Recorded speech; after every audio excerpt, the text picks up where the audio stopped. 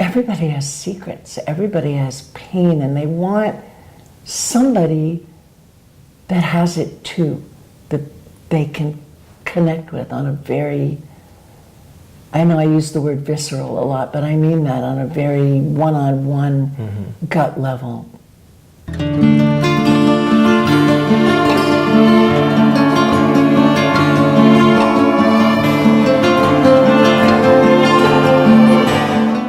You are a poet and a photographer.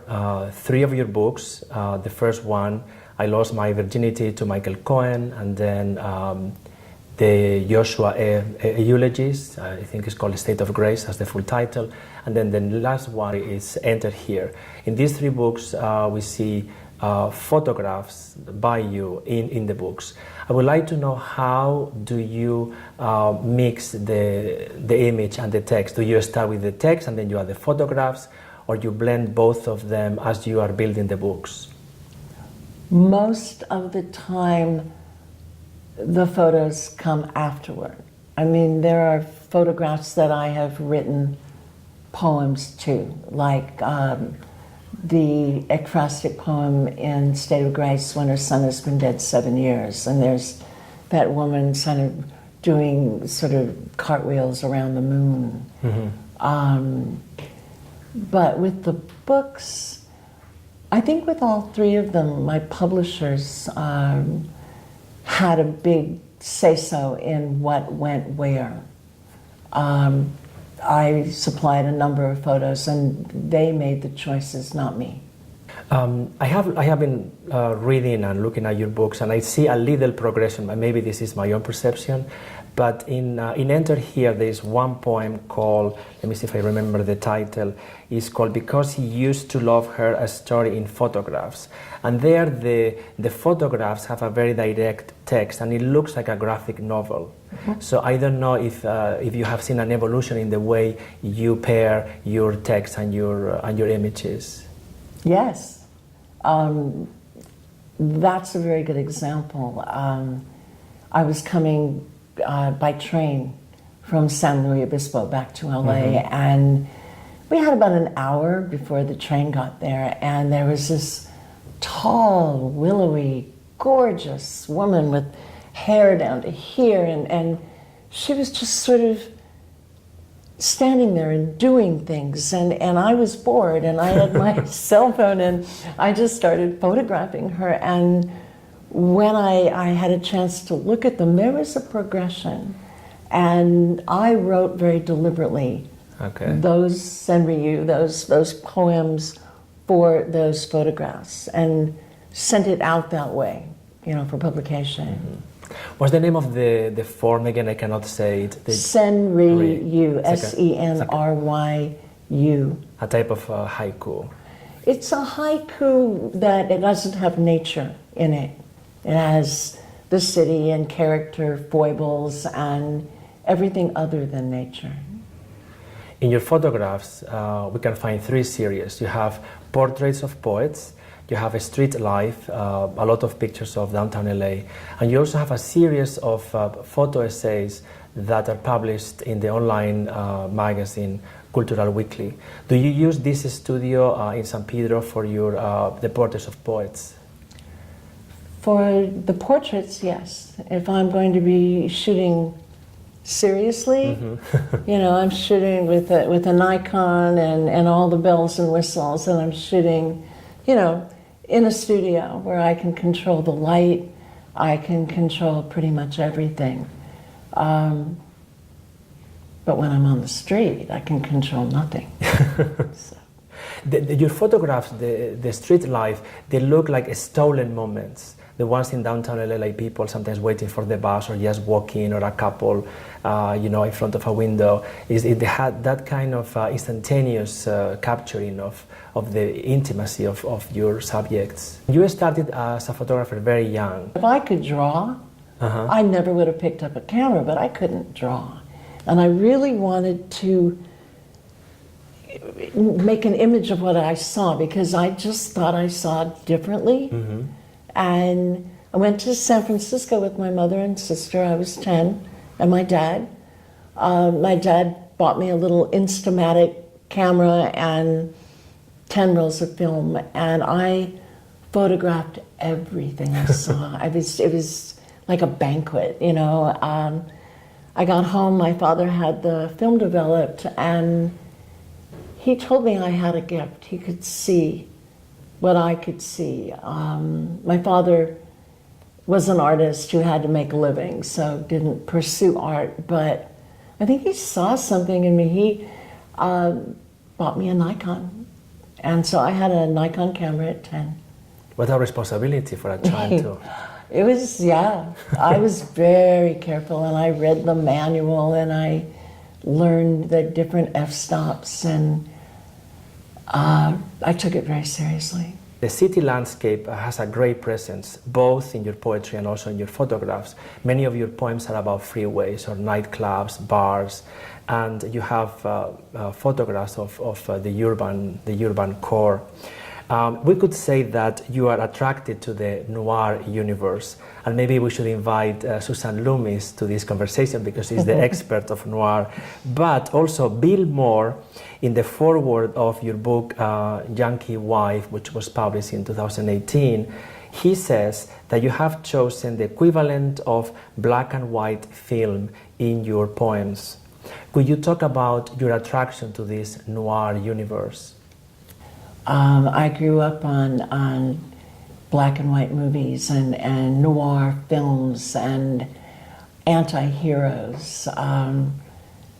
They always seem closer to my heart than the Doris Day and Rock Hudson situation comedies, the Brady Bunch. I've always drawn to the dark side of things. And, you know, you mentioned Suzanne. I had the privilege of studying with her. She taught a class in noir poetry. Okay. And it was like moth to flame. You know, I just had this affinity for the other side, the dark. In this poem, you are the subject of a photograph. And, I was in college, I needed money, I was modeling and mostly runway with my clothes on and, you know, photo modeling, things like that. And I got a call to come into a Pirelli agency, and they were doing some kind of catalog, and they asked me to take my clothes off. So, spreading my legs for someone, posing for Pirelli. The gray-suited Pirelli rep sat behind the desk, puffing on a cigarette. White smoke hung in the air like surrender. I slipped off my dress, kept my stilettos. There was nothing on the agency man's glass-topped brain but my nakedness. He wouldn't meet my eye. Jesus, he exclaimed when I bent over to tighten an ankle strap. The photographer looked like Antonio Banderas. Sit down on the seamless, he said, pointing to the black backdrop that spilled onto the floor. He rolled the tire over to me, snapped on the lights. I sat cross-legged, clutching the tire close. My naked breast peeked through the center, the nipples erect. I laid my hot face along the tread. The photographer pushed up his cashmere sleeves, picked up his Nikon. The lights bore down like August. The cement below the seamless bruised my ass. The two men stared at me the way my stepfather did. I pushed the damp strands of hair from my forehead, arched my back, opened my thighs. The suit lit another cigarette. Antonio Banderas moved in for a close-up. Is this what you want? I asked. My feet poked out from the tire's rubber frame like destiny. Laurel Ann Bogan says that sex appears in your poetry as sport and redemption. And when you read the praise for your books, you encounter things like reference to candor, explicit language, raw sexuality, frank statements, and also you describe yourself as a confessional poet. Was it difficult for you to make that decision about being explicit, or you felt that you didn't have any other choice? Wow.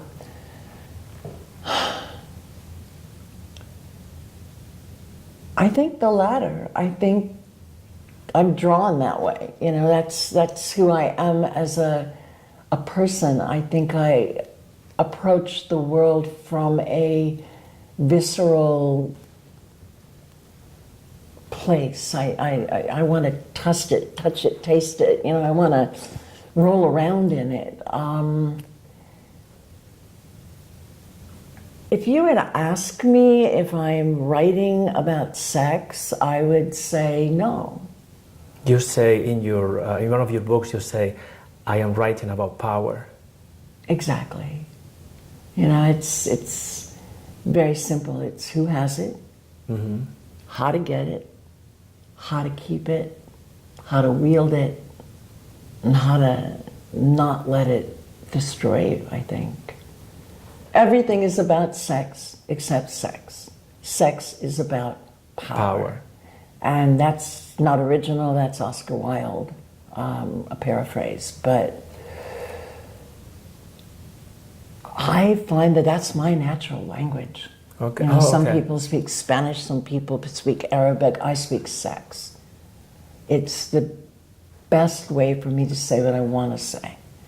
And I'm at a point in my life where I don't give a fuck what anyone thinks. I'm going to write what I write. You like it, you don't like it. It's fine with me.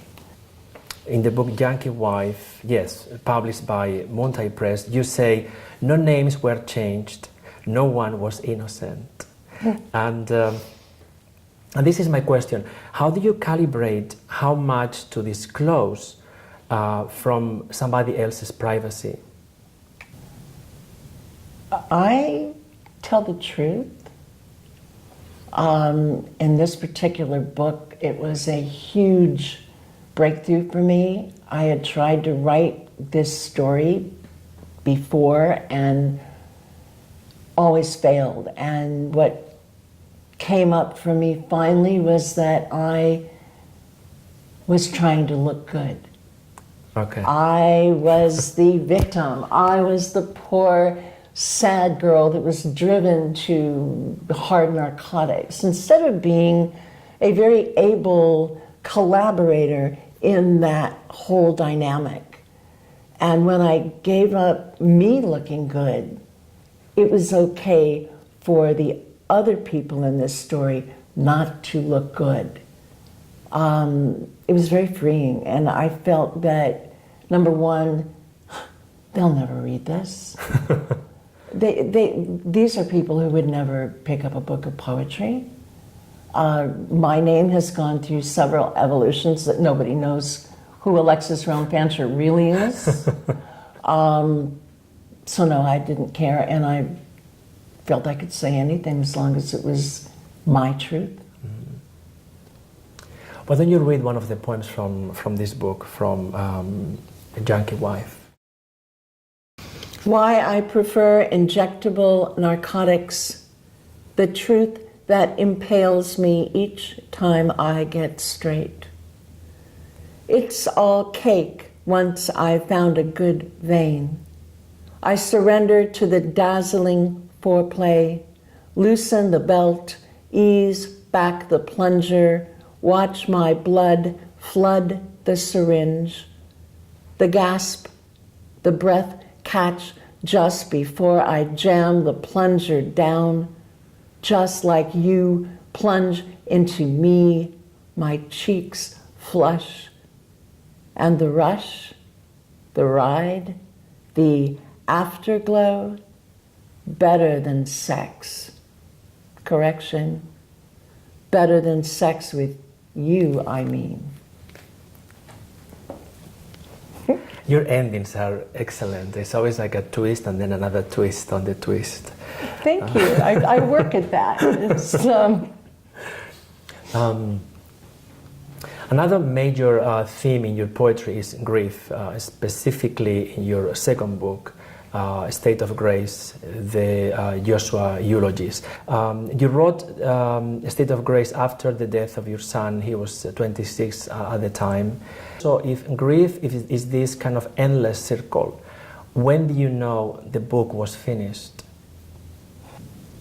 well, my son died in 2007, and I started writing poetry seriously in 2008, and I was studying with Jack Grapes, who is a teacher, mentor, friend, brilliant teacher. After I wrote How I Lost My Virginity, I wanted to do something different. You know, I had this sudden, rather lurid reputation as the girl that wrote that book, you know, the sex book. And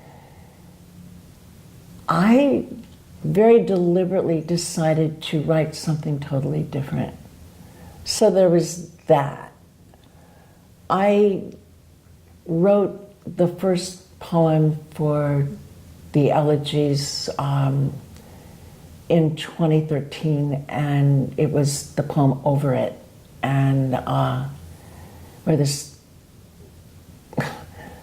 totally cruel person, you know, 2 weeks after my kid dies, she says, "Oh, are you over it yet?" You know, like it's the flu or a cold. And so I wrote the poem, and then it was published by Rattle, and people kept finding me after I wrote that poem and saying, "You're speaking to me about grief in a whole new way. Are there more poems? Is there a book?" I just started writing, and I think one day there were like 10 poems. And I had done some work with the late Steve Cowett, the poet Steve Cowett, for Serving House Journal. And Claire McQueen was his second in command, the editor there. And she had really liked my work, and she wrote me and said, "If you ever have a book, I want to publish it."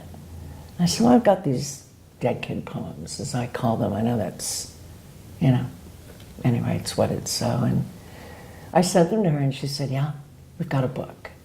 So that's how that happened. They were published in 2015. They're not done. I have written easily another 10 poems since the book came out. I do not think, for me, that it will ever lessen, end. It gets different. It doesn't get over. There are two pieces from A State of Grace that I would like you to read. The first one is the beginning of the intro, and then the next one is a poem called Snow Globe. The supermarket is a good place to grieve. I can roam from aisle to aisle, safe behind dark glasses. I can cry unnoticed. When this ritual first began, a man came up to me and asked if I was all right. I must have cried out, sobbed loud enough to be heard. That was before I learned to weep silently. I'm better at it now. I've had practice.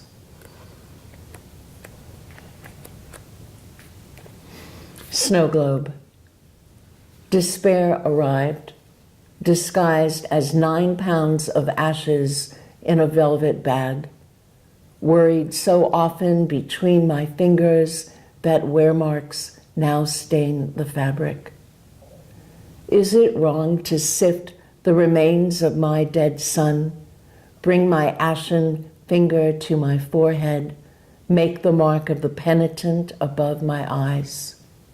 His eyes, the brown of mine, the smooth of his skin like mine. Unless I look in the mirror, I can't see him. Better he'd arrived as a snow globe, a small figure standing alone at the bottom of his cut short beauty. Give him a shake and watch his life float by. You are a very good storyteller in this pain theme that goes through your books.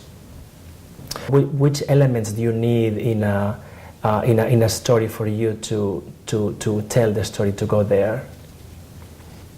I think a sense of commonality, a sense of I've got something to share that I think you would connect to as a human being.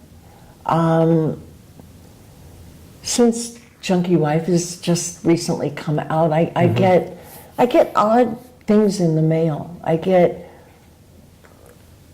poems from men or women who want to write them to their beloveds, but are afraid.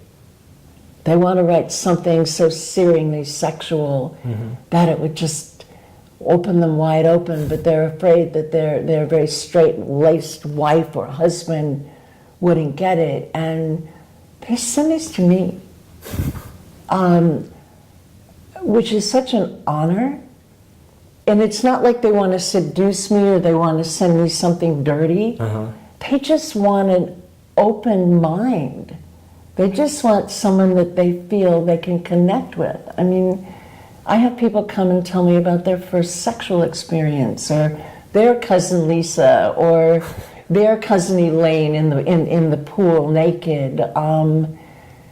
Everybody has secrets. Everybody has pain, and they want somebody that has it too, that they can connect with on a very, I know I use the word visceral a lot, but I mean that on a very one-on-one gut level.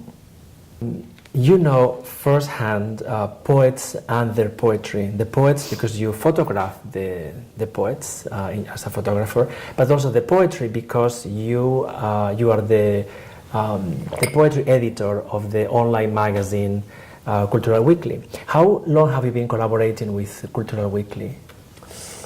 Since October 2012, so 5 years. Okay. And do you publish one author per month, or how is? One per week. One per week? One per week. Wow. 50 weeks out of the year. Okay.